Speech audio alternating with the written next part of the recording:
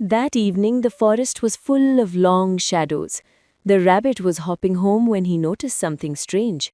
His shadow was normal, but the fox's shadow was not. The fox was walking proudly, swinging his tail, but his shadow waved before he did. The rabbit stopped. "Fox," he said slowly, "why is your shadow moving by itself?" The fox laughed loudly. "Shadows don't move by themselves," he said. "They just copy us." The fox waved his paw. His shadow waved back, but it waved twice. The fox froze. "Did you see that?" he whispered. The rabbit nodded. The fox tried again. He lifted his tail.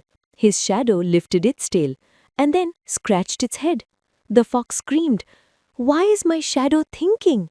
The rabbit tried not to laugh. "Maybe it's confused," the rabbit said calmly. The fox backed away from the shadow. The shadow stepped forward. The fox ran. The shadow ran faster. The fox stopped suddenly. The shadow stopped too, but it leaned closer. "Okay," the fox said nervously. "This is not funny." The rabbit noticed something. The shadow only copied the fox, not him. The rabbit jumped. His shadow behaved perfectly. The fox tiptoed. His shadow tiptoed, then slipped and fell. The fox gasped. The shadow stood up and bowed. The rabbit burst out laughing. The fox turned red. "Stop laughing," he shouted. The shadow laughed too. The fox covered his eyes. "I don't like shadows anymore." The rabbit looked at the ground. Moonlight was shining through the leaves above, and right above the fox, two overlapping shadows. One was his, the other was from a hanging branch shaped like a fox.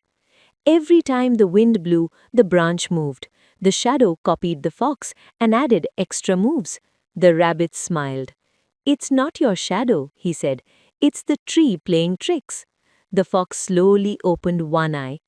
"So, my shadow isn't alive?"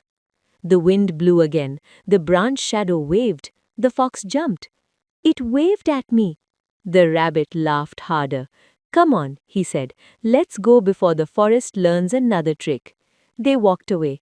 Behind them, the branch stopped moving. The shadow became normal. The fox looked back once. "Next time," he said, "I'm walking during the daytime." The rabbit smiled. The moon hid behind a cloud, and the forest stayed quiet. For now.